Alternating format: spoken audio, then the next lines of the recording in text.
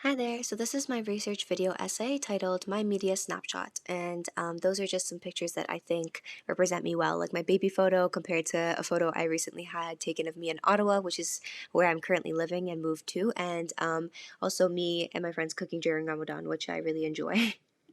So for Who Are You? I am currently 19 years old, which means that this is my last teenage year ever. And I am also a student, which plays a large part of my identity right now because, again, I moved to Ottawa for school. I'm also an active social media indulger, and I think the generation that I am a part of has a lot to do with that. But I do have a love-hate relationship with my consumption habits. My research question touched on what do I feel and think about the political opinions in my social media, and I hope that this little archive that I compiled gives a little more insight into this. So, when I was actually conducting my research, I spent a lot of time on campus because, I do spend a lot of my time there in general, and I usually study in the Wellness Lounge. So, I found myself writing the field report in there quite often, and there's just a little picture of that as well. I'd also go to cafes or on walks as well where data could just pop out to me naturally. When going through the process of gathering my data, I would usually just notice something when I was out that would remind me of my field report and just take a little photo of it that I could include. But for the media portions, if I had seen something on my phone and I wanted to discuss it later, I would make sure to write it down in my notes so that I could reflect and remember it. I also compiled all of my data into my field reports twice a week. The overall average time that I spent on my phone per day was 7 hours and 41 minutes, and I wanted to show this on the Google Sheet, so I used it to calculate it to make sure it was accurate.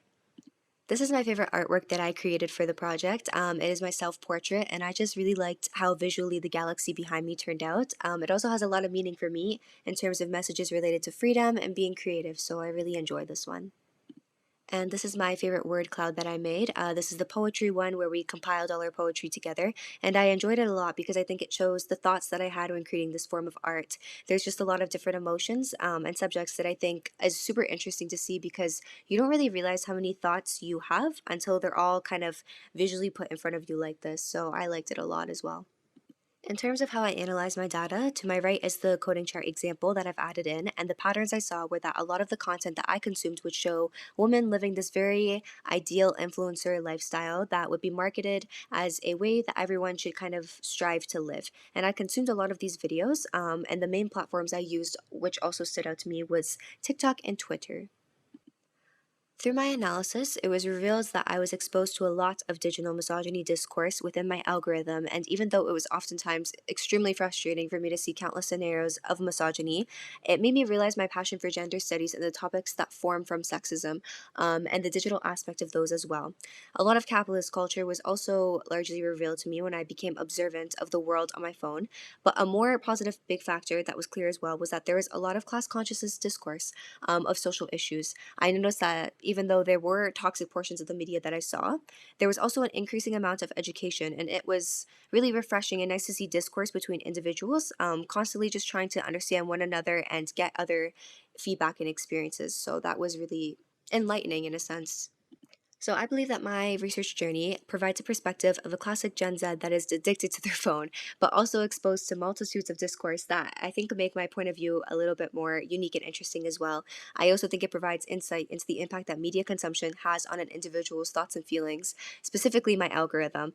It makes you begin to think that if we are all products of our phones, the media we consume, and we start to understand how much of real life social issues are actually reflected in our devices that we did not notice before.